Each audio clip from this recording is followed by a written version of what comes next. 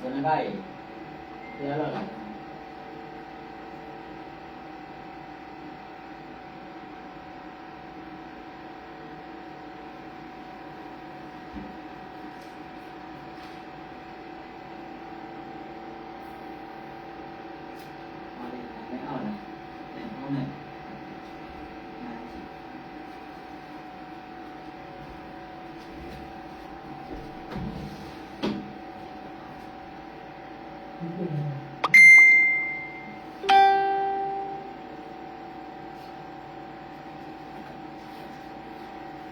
Hello, Menglava.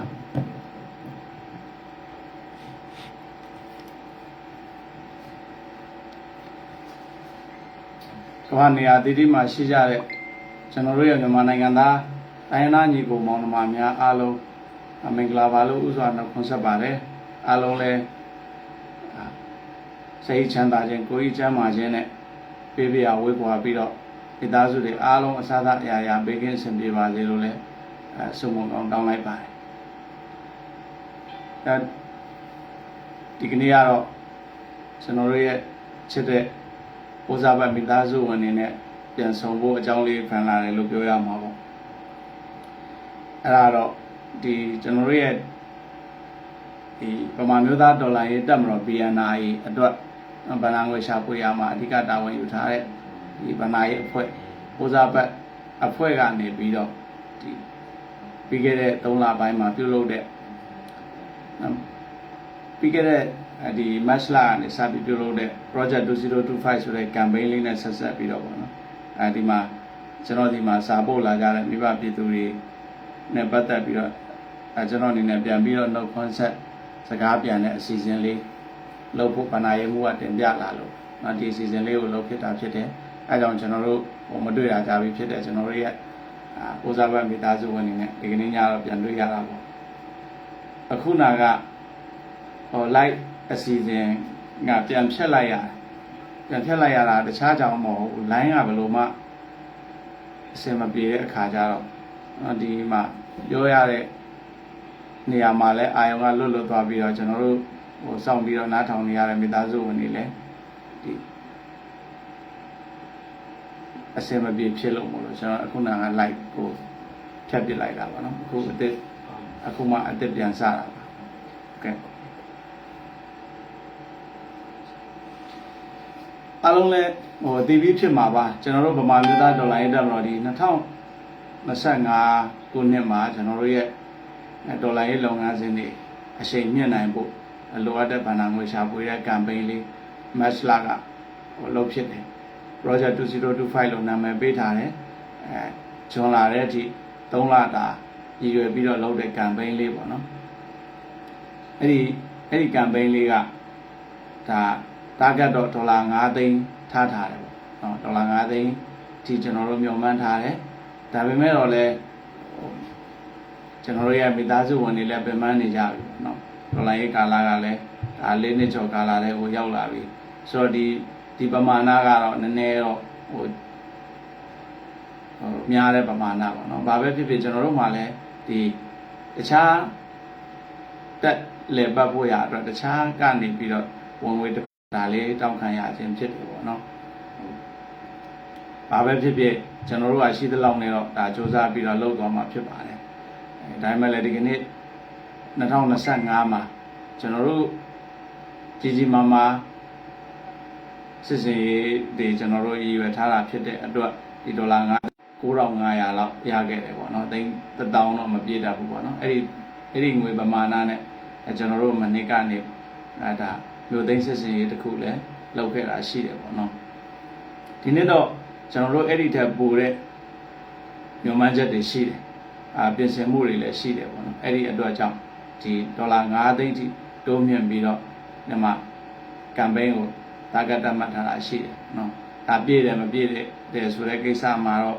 ကျွန်တော်တို့ရဲ့မိသားစုဝင်တွေဝင်းရံအားပေးမှုအပေါ်မှာလည်းမူတည်မယ်ဒါ တကယ်လို့မပြေဘူးဆိုရင်လည်းကျွန်တော်တို့အနေနဲ့ကတော့ရှိသလောက်နဲ့တာဝန်ကြီးအောင်စူးစမ်းမှာဖြစ်ပါတယ်။နော်ကွန်ပျူတာစုဝင်တွေရဲ့စေတနာကိုနားလည်တယ်။ပြင်ပန်းနေကြတဲ့အချိန်တွေကိုလည်းနားလည်တယ်ပေါ့နော်။အဲဒါကြောင့်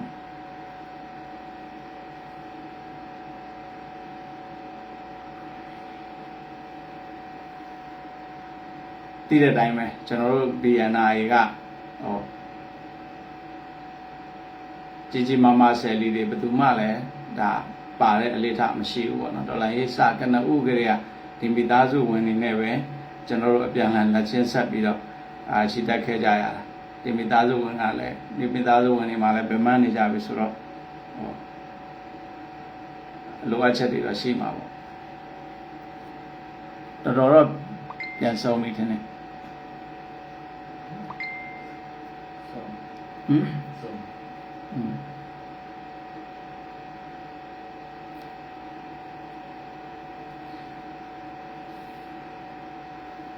ဟိုတနေ့ကအစည်းအဝေးမှာတောင်ပြောပြသေးတယ်ကျွန်တော်တို့ BNI ကတော့ဟိုအစိုးရဘော်ပြူရဲ့ဒီတချင်းတွေကတာကြီးတချင်းလိုပဲတခုခုဆိုရင်ဒီမိသားစုပြန်ငဲ့နေရတယ်လို့ပဲအခုဒီ campaign လေးမှာဆိုရင်လည်းကျွန်တော်တို့3လပိုင်းဟာစလိုက်တယ်ငလျင်ကိစ္စဖြစ်လာတဲ့အခါကျတော့ပြည်သူလူထုတွေကိုငဲ့ပြီးတော့ကျွန်တော်တို့ရဲ့ campaign လေးကိုရပ်ထားလိုက်ရတာရှိတယ်မနစ်ကလည်းတချို့သတိထားမိလိမ့်မယ်ထင်တယ်ကျွန်တော်တို့ဒီ campaign မှာရေဘေးနဲ့ကြုံခဲ့ရတယ်အဲ့ဒီမှာလည်းနည်းနည်းတော့ဟိုအားနည်းချက်တွေဖြစ်သွားတယ်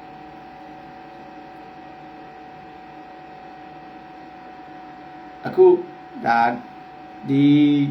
$5 သိန်း campaign ကတော့ကျွန်တော်တို့စစ်စင်ရေးအတွက်မျှော်မှန်းချက်တွေလည်းပါတယ်နောက်ကျွန်တော်တို့ရဲ့ဒီဗမာမျိုးသားဒေါ်လာရဲ့တက်မတော်ကိုရဲဘော်တွေရဲ့ရည်သွေးမြင့်တင်တဲ့အပိုင်းတွေတက်ပုံစံကြအောင်တိဆောက်နေတဲ့အပိုင်းတွေအတွက်လည်းဒါအသုံးပြုဖို့လည်းလိုအပ်လို့ပေါ့နော်အဲ့ဒီမှာလည်းနည်းနည်းပြောချင်တာရှိသေးတယ်အဲ့ဒါဘာလဲဆိုတော့ဒီဟိုစစ်ပုံကြတယ်တက်ပုံကြတယ်ဆိုတဲ့စကားနဲ့ပတ်သက်ပြီးတော့ဒီမှာခန်းစားချက်လေးနည်းနည်းဖြစ်နေတာပေါ့နော်ကျွန်တော်တို့ဒီရဲဘော်တွေမှာရောပေါ့နော်ဒါကတော့ရဲဘော်တွေမှာလည်းမကပါဘူးကျွန်တော်တို့ဒီကောင်းဆောင်တွေမှာအထိအဲ့ဒီစကားလုံးလေးကလည်းနည်းရိုက်ခတ်တာရှိအဲ့ဒါဘာလဲဆိုတော့ခုနကပြောသလိုပေါ့နော်ကျွန်တော်တို့ကဒီဘိုးပြူသချင်းတွေကသားကြီးလိုပဲဒီမိဘတွေနဲ့ပဲတေသူရှင်းမကွာနေခဲ့ကြဒီမိသားစုဘဝပြတ်တယ်လို့မျိုးပေါ့နော်ဒီတိုင်းပြီးဒီခက်ပြတ်တဲ့အခါမှာကျွန်တော်တို့တွေဟာကျွန်တော်တို့ရဲ့မိဘပြည်သူတွေနဲ့တသားနဲ့နေပြီးတော့ဒုက္ခတွေကိုအတူရင်ဆိုင်နေဖြစ်လာတဲ့ဒီလောကရန်ကိုဒီမိဘတွေရှေ့ကနေပြီးတော့ဟိုသားကြီးတွေလိုပဲရေဝုံဝရှေ့ကထွက်ရက်ပြီးတော့ဒီလောကရန်ကိုခါးစီခံရင်းနဲ့ရင်ဆိုင်ခဲ့ကြတာပေါ့2021ဒီ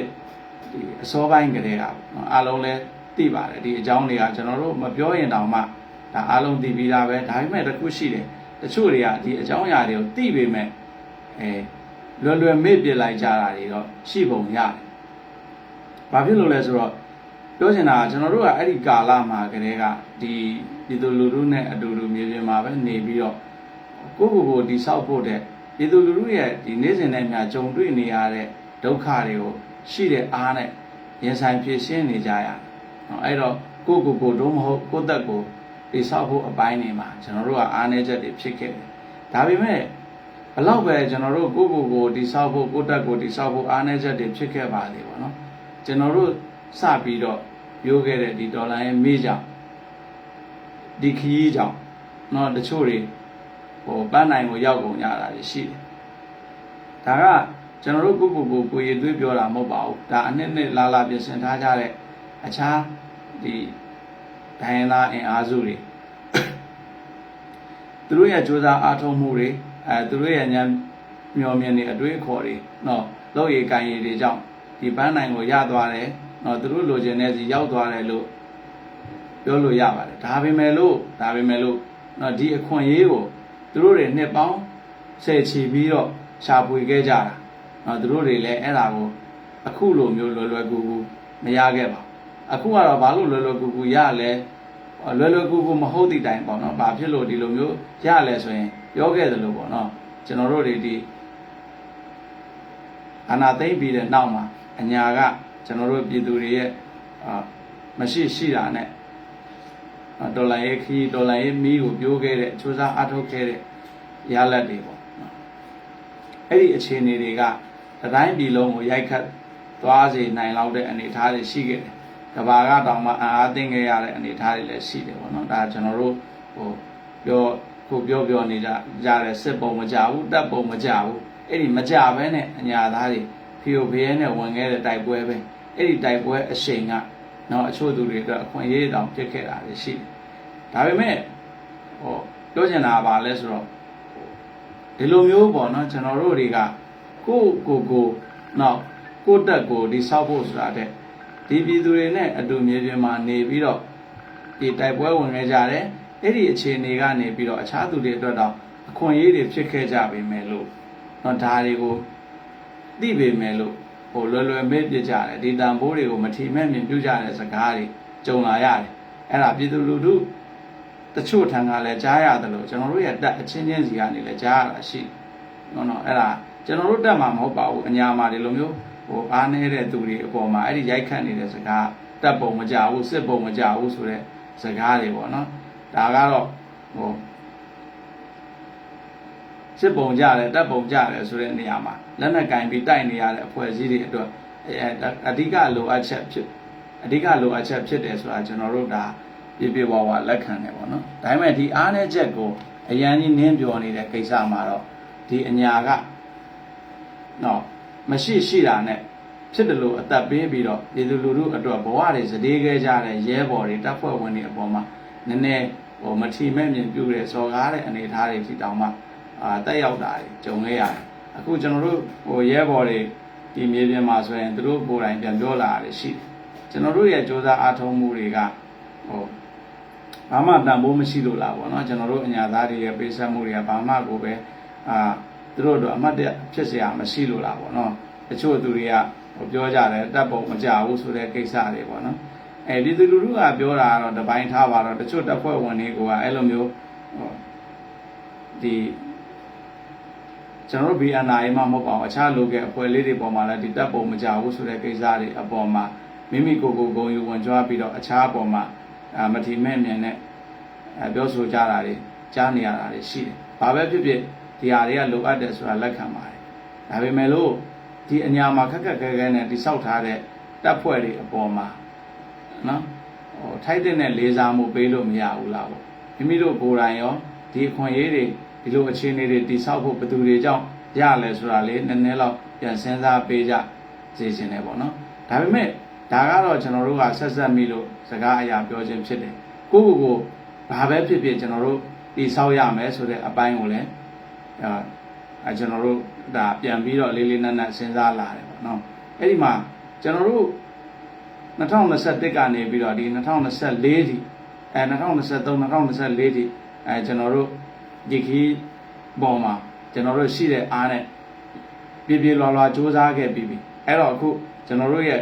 ဒီတက်တိဆောက်မှုအပိုင်းစီကိုလည်းပြန်သွားမယ်ဒါပေမဲ့ဒါအခုမှလာတော့မဟုတ်ပါဘူးကျွန်တော်တို့ဒီ PNI ရဲ့လို့ဒီချောင်ပြီးကလေးကဒီအပိုင်းတွေကိုတစ်ဆင့်ချင်းပို့ပြီးမြင့်တင်လာတာပေါ့ဒါပေမဲ့ပြည့်စုံတဲ့အတိုင်းဒါထိတော့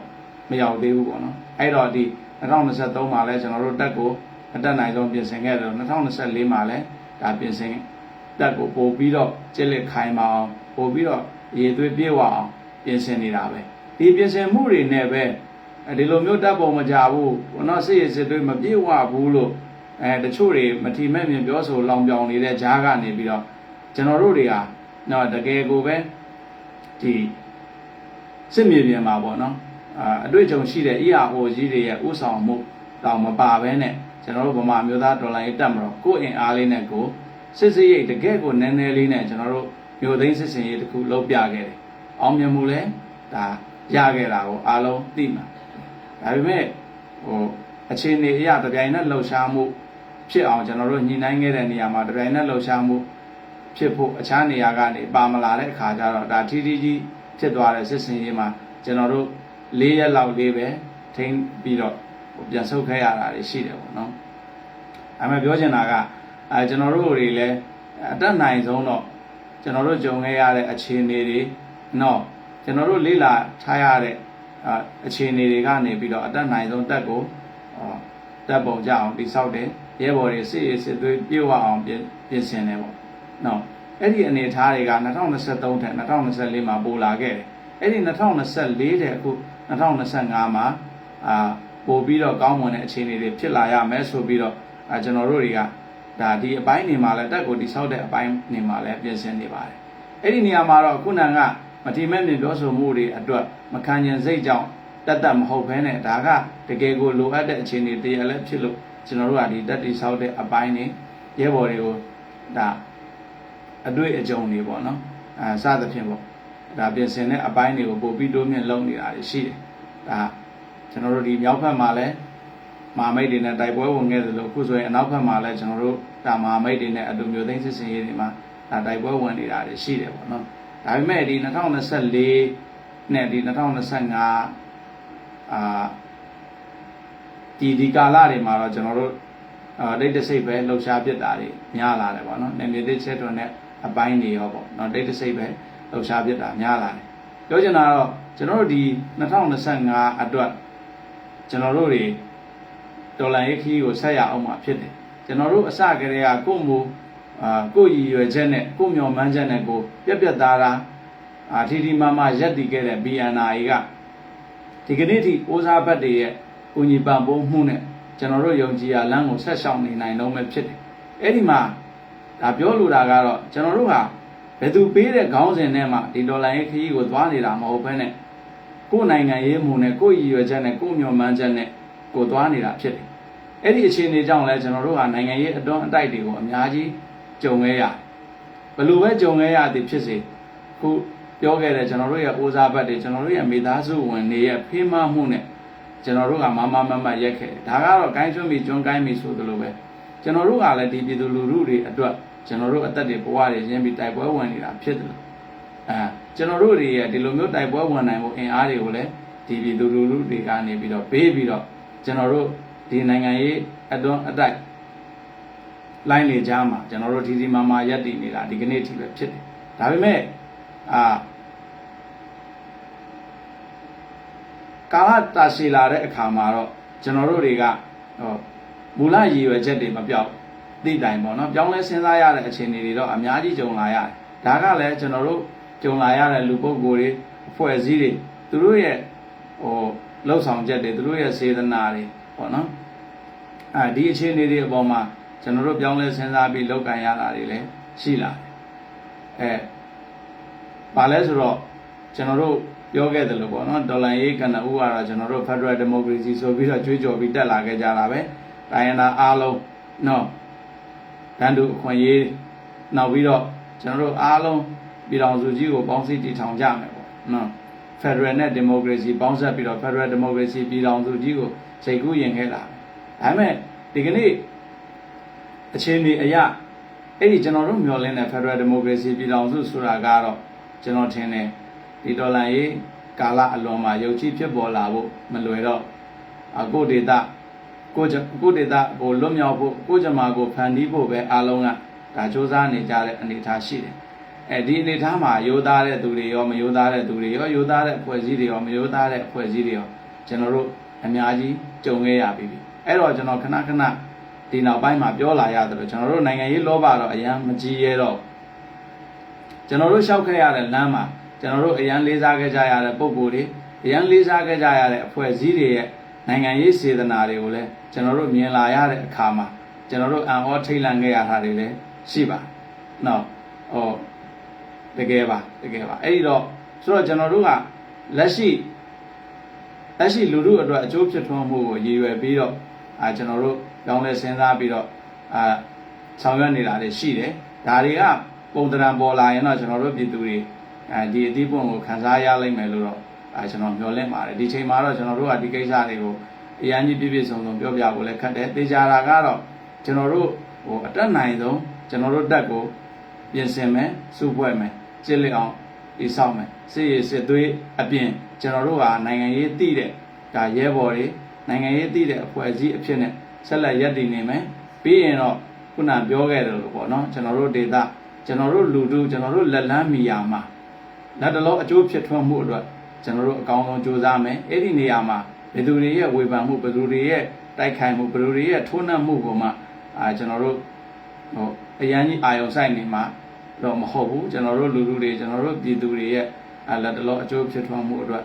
ကျွန်တော်တို့ဒါအကောင်းဆုံးစီရေးနိုင်ငံရေးနော်နှစ်ခုလုံးကနေပြီးတော့မျှပြီးတော့ စူးစမ်းဆောင်ရွက်သွားမယ်ဆိုတာလည်းဒီနေရာမှာကျွန်တော်တို့ပြောလို့ပါ BNI အနေနဲ့ကတော့ရှိသလောက်အင်အားနဲ့ကျွန်တော်တို့ဒီခရီးကိုဆက်သွားနေမှာပါပြောခဲ့တယ်လို့ပေါ့နော်ကျွန်တော်တို့က Federal Democracy ကြွေးကြော်လာပြီမယ်လို့တကယ်တော့ကျွန်တော်တို့ပြည်သူလူထုရဲ့အကျိုးစီးပွားအတွက်ရည်ရွယ်တာပါပဲအဲ့ဒီမှာတနိုင်ငံလုံးစာမတက်နိုင်ရင်ကျွန်တော်တို့ဒေတာတစ်ခုသာကျွန်တော်တို့ရအောင်စူးစမ်းမယ်အတက်နိုင်ဆုံးကျွန်တော်တို့ပြောင်းလဲစဉ်းစားတဲ့နာတွေကိုပြောင်းလဲစဉ်းစားပြီးတော့ကျွန်တော်တို့လက်တလုံးအကျိုးဖြစ်ထွန်းမှုတွေကိုကျွန်တော်တို့ရအောင်စူးစမ်းပြီးသွားမယ်အဲ့ဒီအတွက်ကျွန်တော်တို့ရဲ့အသက်တွေဘဝတွေဂုဏ်သိက္ခာတွေဘာပဲရင်းရကျွန်တော်တို့လူထုအတွက်ဆိုရင်ကျွန်တော်တို့ကဒါအကောင်းဆုံးပေးဆက်သွားမယ်ဆိုတော့လေဒီနေရာမှာတပါးလည်းပြောလို့ရပေါ့နော်အဲ့ဒီမှာတော့ကျွန်တော်တို့ကစစ်သားတွေအဖြစ်နဲ့အိမ်ကထွက်လာတာမဟုတ်တယ်လို့နိုင်ငံရေးသမားတွေအဖြစ်နဲ့အိမ်ကထွက်လာတာမဟုတ်ဘူးကျွန်တော်တို့ရဲ့ယုံကြည်ချက်အတွက်ကျွန်တော်တို့ကလက်နက်ကင်ပြီးတော့စစ်သားတို့မဟုတ်ဒေါ်လာရေးသမားတွေလုပ်ခဲ့ရတယ်ကျွန်တော်တို့ရဲ့ယုံကြည်ချက်ကျွန်တော်တို့ရဲ့မျှော်လင့်ချက်အတွက်ကျွန်တော်တို့ကဒီနိုင်ငံရေးနယ်ပယ်တွေကိုဝင်ပြီးတော့နိုင်ငံရေးသမားတွေလုပ်ခဲ့ရတယ်ဒါပေမဲ့ကျွန်တော်တို့ရှေ့မှာရှိတဲ့ဒါညီကိုတွေဆရာတွေရဲ့လက်တွဲခေါ်ယူမှုဖေးမမှုတွေကိုတော့ကျွန်တော်တို့အားကိုးမျှော်လင့်ခဲ့တာရှိတယ်ပေါ့နော်အဲ့ဒီမှာကျွန်တော်တို့ရတဲ့သူတွေစီကရပြီးတော့မရတဲ့သူတွေစီကမရဘူးနော်အဲ့ဒီမှာရတာမရတာဆိုတာတဲ့ကိုပဲတချို့ကလက်တွဲခေါ်တယ်လို့တချို့ကတော့တွန်းတိုက်တယ်ဖြိုလဲတယ်ပေါ့နော်အဲ့ဒီအနေထားတွေလည်းကျွန်တော်တို့ကြုံခဲ့ရတယ်အဲ့ဒါကြောင့်ကျွန်တော်ခုနကပြောတာအန်အောထိတ်လန့်စရာအခြေအနေတွေလည်းဒီနိုင်ငံရေးစာမျက်နှာပေါ်မှာကျွန်တော်တို့အများကြီးကြုံခဲ့ရတယ်အဲ့တော့ကျွန်တော်တို့က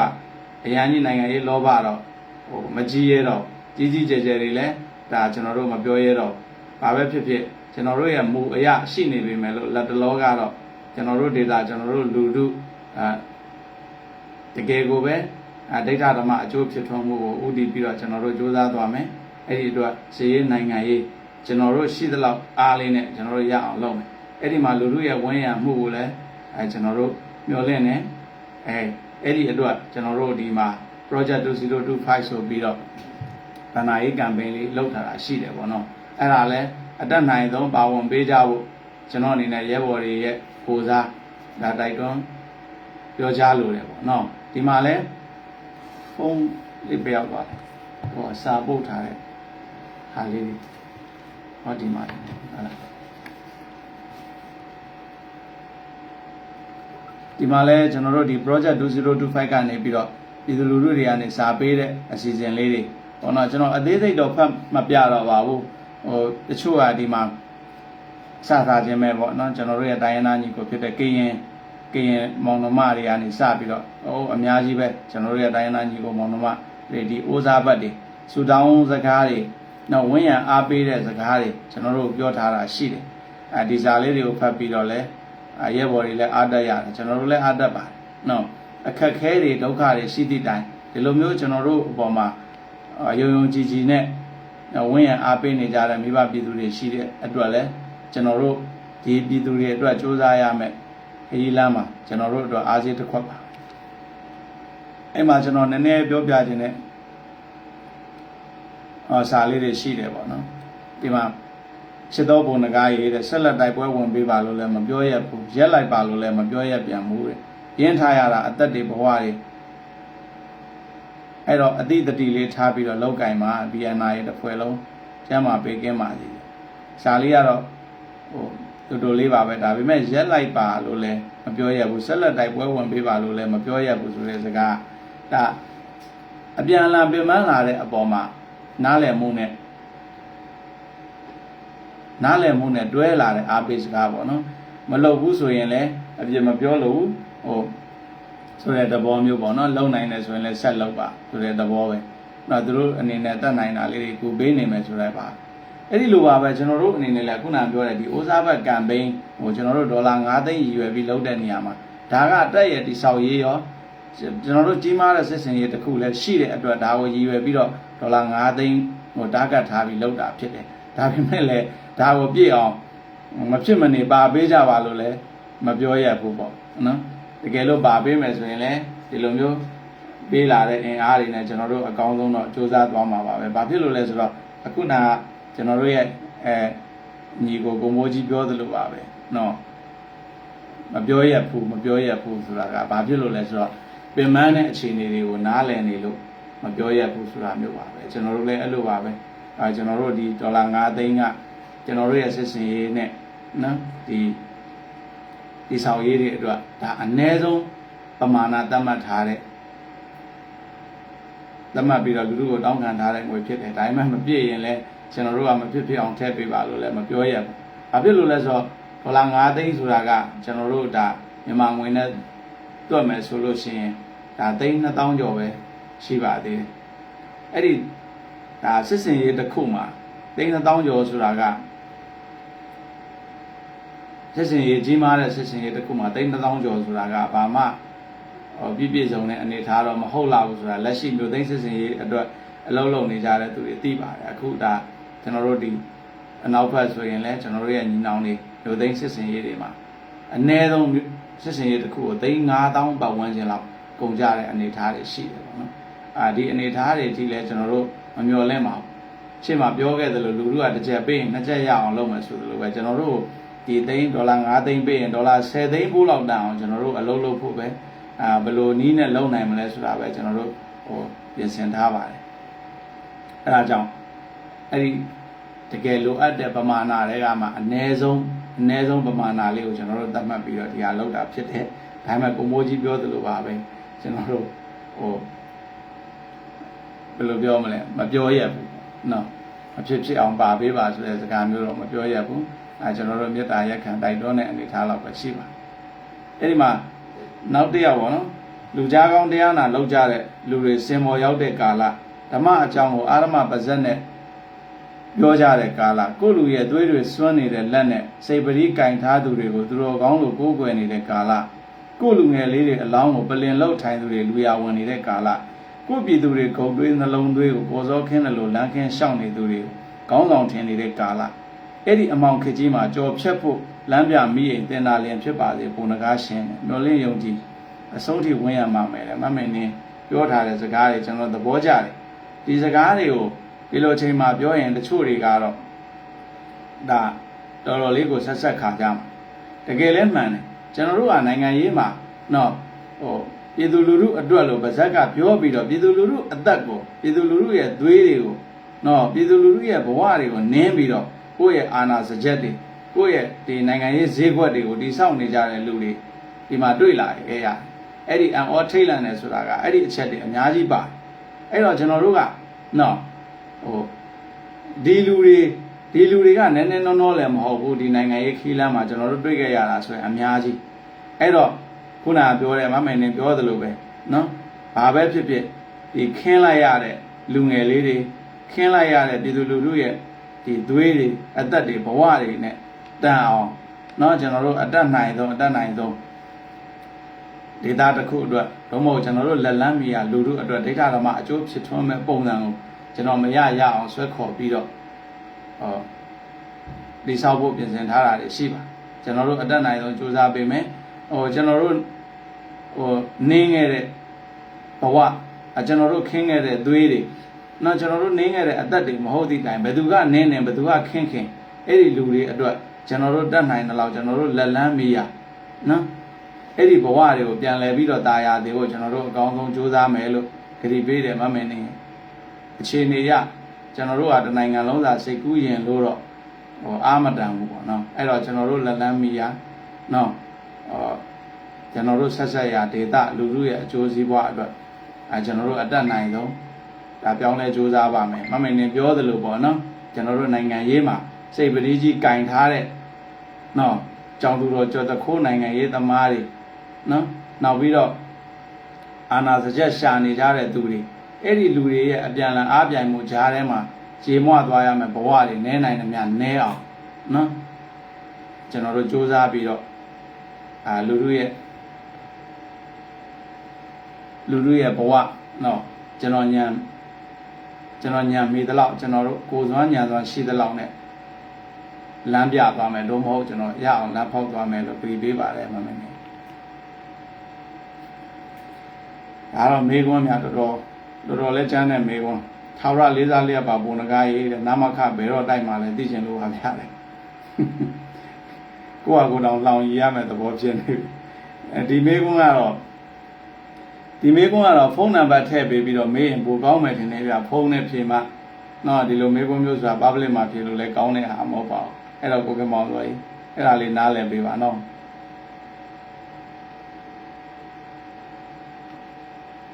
နောက်တစ်ခုကအညာသူကမေးထားတယ်မင်္ဂလာပါဘုန်းကားရေးတဲ့လက်ရှိမှာစကားခဘက်ကနေပြီးတော့ဒီ NUG နဲ့ PDF တွေကိုငြိမ်းချမ်းရေးစပွဲဝိုင်းပေါ်လာဖို့ဖိတ်ခေါ်မယ်ဆိုတာကြားသိရတယ် BNI ကိုဖိတ်ခေါ်လာမယ်ဆိုရင်ဘုန်းကားအနေနဲ့ဆွေးနွေးဖို့ရှိပါသလားနောက်ပြီးတော့ပြည်သူတွေကလက်ခံနိုင်မှာမလားကျွန်တော်တို့ဗမာမျိုးသားဒေါ်လာရေးတက်မတော်ကအမြဲတမ်းပြောလို့ရှိပါတယ်ကျွန်တော်တို့ဒီဒေါ်လာရေးကိုလောက်ရခြင်းကိုပြည်သူလူထုရဲ့အကျိုးစီးပွားကိုရည်ရွယ်တယ်ပြည်သူလူထုရဲ့ဆန္ဒပြည်သူလူထုရဲ့ဘဝတွေကိုဥထိတ်ထားတယ်နော်အဲ့ဒီတော့ဒီကိစ္စတွေကိုလက်ခံခြင်းမခံခြင်းကပြည်သူလူထုနဲ့လာဆိုင်ပါတယ်ပြည်သူလူထုအကျိုးစီးပွားလုံလောက်တဲ့အနေထားလက်ခံနိုင်တဲ့အနေထားမို့လို့လူထုကလက်ခံတဲ့အနေထားမျိုးဆိုရင်ကျွန်တော်တို့ကလူထုဆန္ဒကိုဥထိတ်ထားပြီးဖြစ်တဲ့အတွက်ဒီကိစ္စတွေကကျွန်တော်တို့တည်တံ့ဖြည့်စရာတော့မလိုပါဘူးเนาะလူထုကလက်ခံရင်ကျွန်တော်တို့လက်ခံနိုင်တယ်လူထုလက်ခံနိုင်လောက်တဲ့အခြေအနေရှိရင်ကျွန်တော်တို့လက်ခံနိုင်တယ်လူထုလက်ခံနိုင်လောက်တဲ့အခြေအနေမရှိရင်ကျွန်တော်တို့ BNI အနေနဲ့လက်မခံနိုင်ပါဘူးရှင်းလေးပါเนาะအဲ့တော့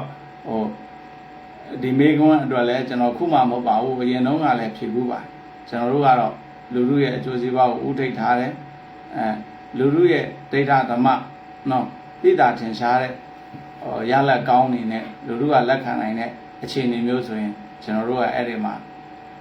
ပါပြီးသားပါပဲလူထုကလက်မခံနိုင်တဲ့အနေအထားမျိုးလူထုရဲ့အကျိုးစီးပွားအတွက်ဖြစ်မလာတဲ့အနေအထားမျိုးဆိုရင်တော့ကျွန်တော်တို့ BNI ရဲ့အတွက်နဲ့ BNI ကဒီကိစ္စတွေကိုခေါင်းငိမ့်မှာမဟုတ်ပါဘူးအဲ့မှာလက်နက်နဲ့ရှိတဲ့အဖွဲ့တွေကိုလည်းမဟာမိတ်ဖွဲ့လာရတယ်စာပုတ်ပေးလာဆိုပြီးတော့မေးထားတာရှိတယ်ဟုတ်ကဲ့ကျွန်တော်တို့နဲ့ဆက်ဆံဖို့တဲ့အဖွဲ့တွေဒီမှာပူးပေါင်းလာတဲ့အဖွဲ့တွေသိပါတယ်လက်နက်နည်းနည်းပဲရှိတလက်မှမရှိကျွန်တော်တို့နဲ့အတူတူတိုက်ပွဲဝင်ဖို့လာတဲ့သူတွေဆိုရင်ကျွန်တော်တို့ကဒါအားလုံးကိုတလေးတစားနဲ့ကျွန်တော်တို့လက်တွဲခေါ်ပါတယ်ကျွန်တော်တို့အဲ့ဒီလိုမျိုးပေါ့နော်ကျွန်တော်တို့ရှိတဲ့လက်နက်တွေကိုနော်ရှိသလောက်လေးမျှဝေသုံးစွဲလို့တချို့တွေအခွင့်အရေးရှာပြီးတော့နော်ဘယ်လိုပြောမလဲအဲ့ဒီလိုမျိုးလက်တွဲခေါ်ယူမှုကိုခွန်ကောင်းယူပြီးတော့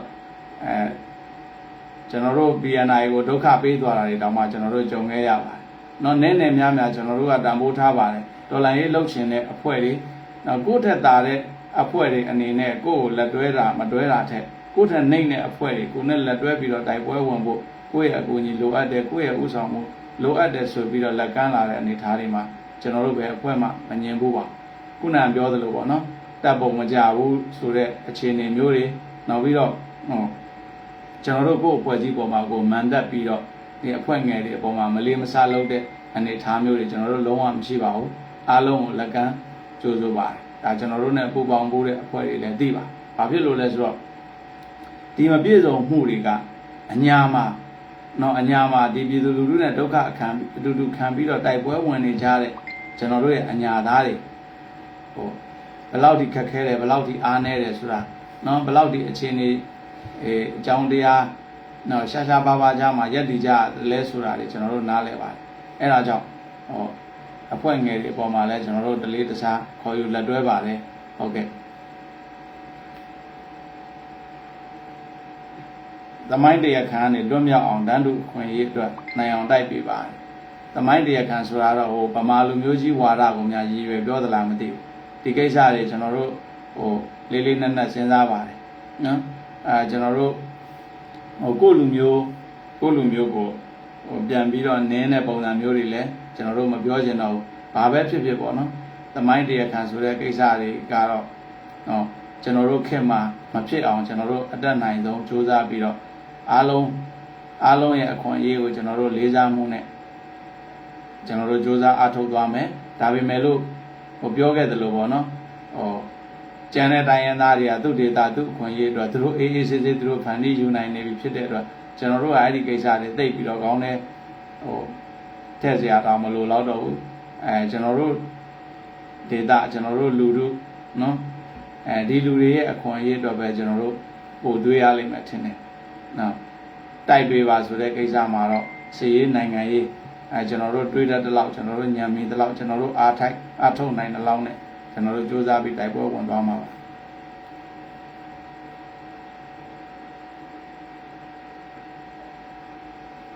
ကျန်တဲ့နောက်မှာတော့ဒီလိုပါပဲဟိုဆူတောင်းစကားတွေအားပေးစကားတွေလောက်နေပဲပြီးတယ်ထင်တယ်ဒီမှာမေးခွန်းရလို့တော့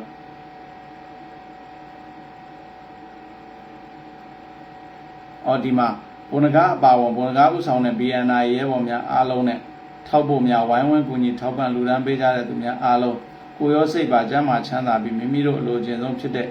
ຫນွေဥဒေါ်လာရေးကြီးအများဆုံးအောင်မြင်ပါစေဆိုတဲ့ဆန္ဒများအများဆုံးပြည့်ကြပါစေလို့ဆုတောင်းပေးပါတယ်ဘုံကားလည်းမိမိနယ်ကိုအမြန်လွတ်မြောက်အောင်စူးစမ်းရင်းနဲ့တနိုင်ငံလုံးလွတ်မြောက်အောင်ချိတ်ဆက်စည်းရုံးစွမ်းဆောင်နိုင်အောင်စူးစမ်းပေးပါလို့တောင်းဆိုချင်ပါတယ်ဟုတ်ကဲ့ဒီထဲမှာမိမိနယ်ကိုအမြန်လွတ်မြောက်အောင်စူးစမ်းရင်းဆိုတဲ့စကားလေးကိုကျွန်တော်တို့အလေးထားပါနော်ကျွန်တော်တို့လက်ကျွန်တော်တို့အင်အားနဲ့လည်းကျွန်တော်တို့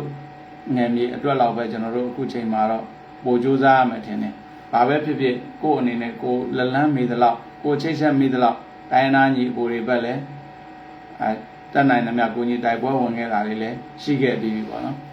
ဒီနေရာမှာတော့ကျွန်တော်ရဲ့မိတ်ဆွေပြောသလိုကျွန်တော်တို့ရဲ့ဥစားပတ်ပြောသလိုပေါ့နော်ကျွန်တော်တို့နယ်မြေလေးကိုအများဆုံးလွတ်မြောက်အောင်အများဆုံးငြိမ်းချမ်းအောင်အများဆုံးဖွံ့ဖြိုးတိုးတက်နိုင်အောင်ကျွန်တော်တို့အကောင်းဆုံးကြိုးစားပါမယ်အညာရဲ့ကွဲနေတဲ့အဖွဲ့တွေကိုပေါင်းစည်းပြီးအနိုင်တိုက်ပေးပါဟုတ်ကဲ့ကွဲနေတဲ့အဖွဲ့တွေကိုကျွန်တော်တို့စုစည်းနိုင်တဲ့လောက်စုစည်းပြီးတော့ကျွန်တော်တို့မြင်တဲ့နိုင်ငံရေးအမြင်တွေနဲ့ကျွန်တော်တို့ ਨੇ အတူတူဒေါ်လာရေးခရီးကိုခြိတက်နိုင်ဖို့ကျွန်တော်တို့အတက်နိုင်ဆုံးကြိုးစားစုစည်းသွားပါမယ်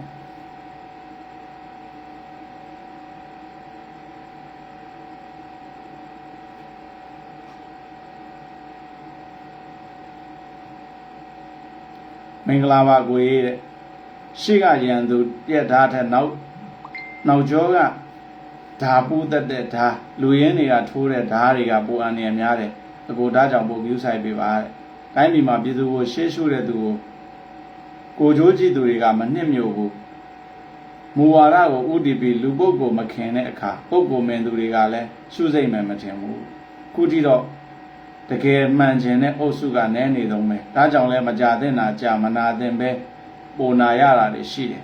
ကျွန်တော်တော့အကိုနဲ့အတူရှိတဲ့လူငယ်တွေအကိုနဲ့အတူရှိတဲ့လူငယ်တွေအထိရှေ့ရှုတယ်ဒါကြောင့်ငကားပေါက်စလေးတွေအတွက်ငကားကြီးကမမရှိနေရလိမ့်မယ်အရာအားလုံးရဲ့အတန်ကိုကြမ်းကြမ်းခံရတာမလွယ်မှန်းတော့သိပါတယ်ကျွန်တော်တို့ရဲ့ဥစားဘတ်မိသားစုဝင်အမရာကနေပြီးတော့ရေးထားတဲ့စာလေးပေါ့ဟုတ်ပါတယ်ကျွန်တော်မှရှေ့ကဓာတ်တွေရောနောက်ကဓာတ်တွေရောအထဲထဲထိဝင်ထိုးသွားတဲ့ဓာတ်တွေရောအဲ့ဒီဟာတွေလည်းအများကြီးခံခဲ့ရဖို့ပါတယ်ဟုတ်ဘာပဲဖြစ်ဖြစ်ကျွန်တော်တို့ကဒီတိုင်းပြည်နဲ့လူထုကိုရှေ့ရှုပြီးတော့အတက်နိုင်ဆုံးစူးစမ်းနေမှာပါ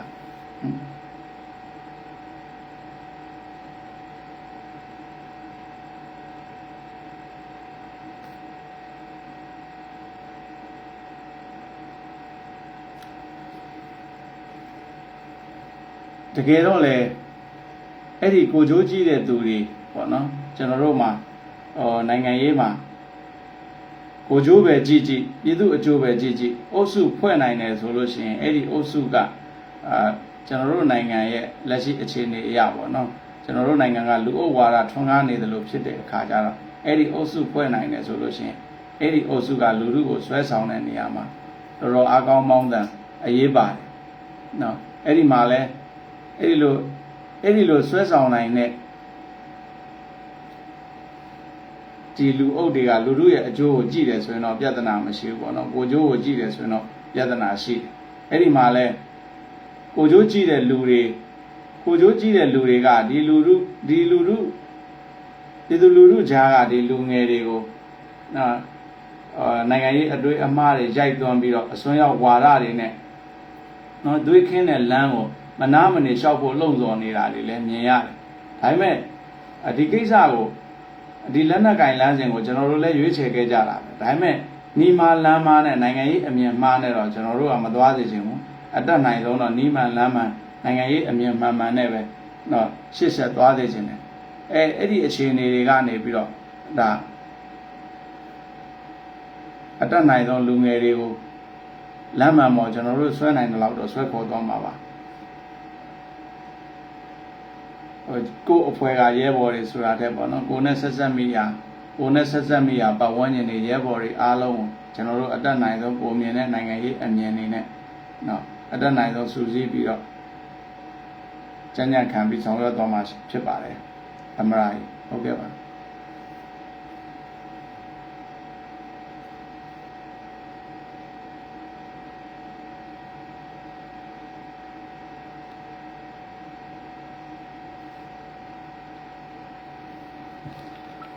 ဒီမှာတော့ပြောခဲ့သလိုပေါ့နော်ဒီဆူတောင်းတဲ့စာတွေအားပေးဝန်းရံတဲ့စာတွေကျွန်တော်တို့ကိုတတိပေးတဲ့စာတွေပဲများပါတယ်မေကွန်းဆိုလို့ခုနက3ခုလောက်ပဲကျွန်တော်တွေ့လိုက်ရတယ်ပေါ့နော်ခုနပြောတဲ့ဒီစစ်တပ်ကငြိမ်းချမ်းရေးဆွေးနွေးပွဲခေါ်ရင်သွားမှာလားဆိုတာရဲ့နောက်ပြီးတော့အဖွဲ့ငယ်တွေကိုလည်းလက်နက်မရှိတဲ့အဖွဲ့လေးတွေကိုလည်းပူးပေါင်းဆောင်ရွက်ပေးမလားဆိုတာရဲ့ဒီနာမခကိုဘယ်တော့တိုင်မလဲဆိုတာရဲ့မေကွန်းရဲ့လို့တိတိကျကျပါတာကတော့ဒီဟာပဲရှိပါတယ်เนาะအဲ့တော့အဲ့ဒီမေကွန်းနေလဲကျွန်တော်အနေနဲ့ဒါဖြေနိုင်တဲ့အပိုင်းကိုဖြေပေးပြီးဖြစ်တယ်ကြံတဲ့ကျွန်တော်တို့ကိုဝန်းရံအားပေးကြတဲ့ဦးစားဘတ်တွေเนาะစူတောင်းစကားတွေနောက်တတိပေးစကားတွေနဲ့ဒီလိုစာပို့ပေးကြတဲ့ဦးစားဘတ်တယောက်ချင်းစီတိုင်းကိုလည်းတကယ်ကိုပဲကျေးဇူးတင်ပါတယ်เนาะကျွန်တော်တို့ရဲ့ဒီဦးစားဘတ်ကနေပြုလုပ်နေတဲ့ project 2025ဆိုပြီးတော့เนาะဒေါ်လာ5သိန်းတာဂက်ထားထားတဲ့ campaign လေးကလည်းဘာကြောင့်ကျွန်တော်တို့အတွက်အရေးကြီးတယ်ဆိုတာဒါကျွန်တော်အနေချင်းပြောခဲ့ပြီးပါเนาะကျွန်တော်တို့ရဲ့ဒီတပ်ပုံကြဖို့ရတပ်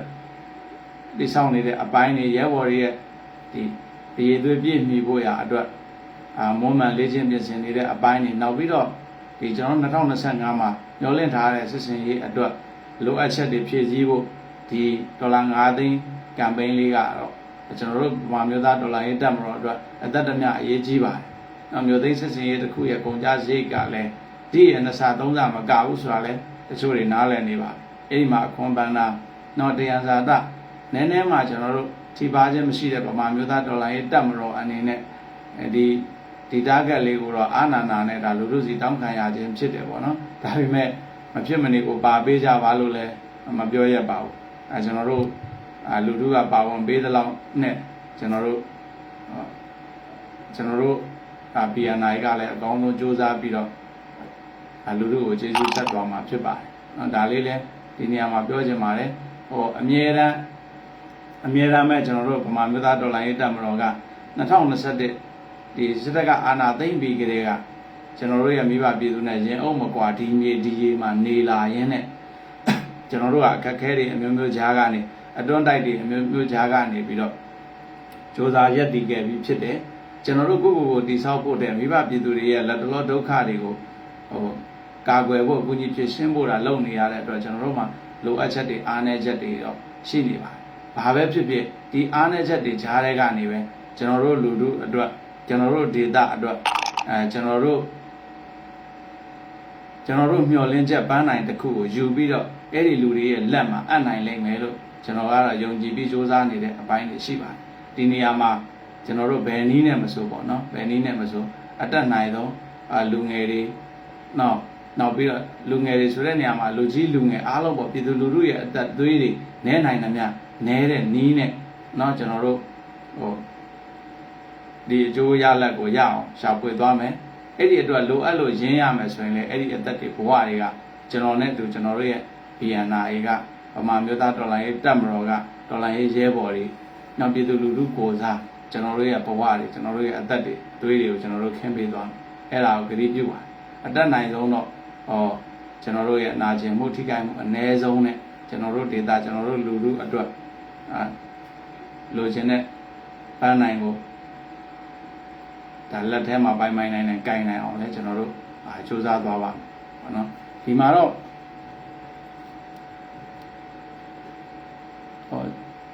ကိုစားဘက်ကပို့လာတဲ့ဒီစာလေးတွေကိုဖြေဖို့အစီအစဉ်ဆိုပေမဲ့ဒီဟာကခုနပြောခဲ့သလိုပေါ့နော်တိတ်ပြီးတော့ထူးထွေပြီးဖြေကြလဲမပါတဲ့အတွက်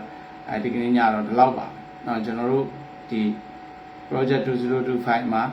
ကျွန်တော်တို့မိဘပြည်သူတွေအနေနဲ့မိမိကိုယ်တိုင်ရောပါဝင်ရင်တခြားနေစရာလေးတွေကိုလည်းလှုပ်ဆော်ရင်းနဲ့အားဖြစ်ပေးကြပါပထမရှယ်လင်းနော်ဒီဖလန်နဲ့ပတ်သက်ပြီးတော့မေကိုမေးတာရှိရတယ်ဟုတ်လား ဟုတ်တယ်လေ ဟုတ်လား ဒါ လိုက်မှမေးတာလား ဟုတ်တယ်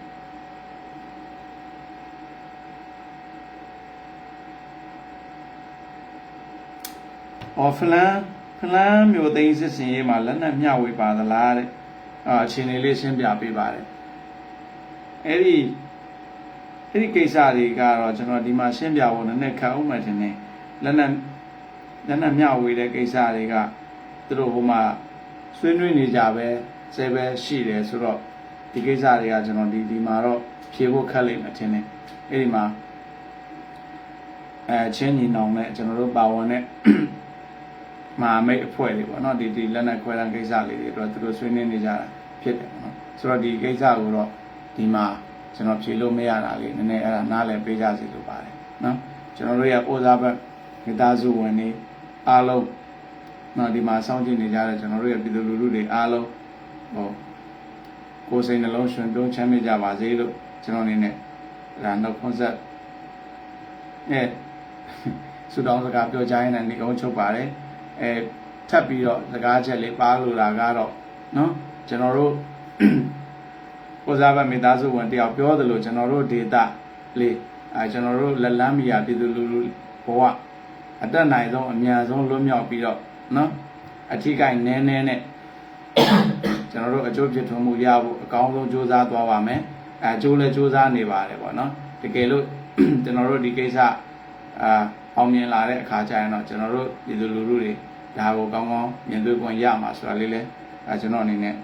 နောက်ထပ်စကားချက်အနေနဲ့ပါလို့ပါတယ်အားလုံးနှုတ်ဆက်ပါတယ်ကျွန်တော်တို့နောက်မှာအောင်ပွဲနဲ့အတူပြန်တွေ့ကြတာပေါ့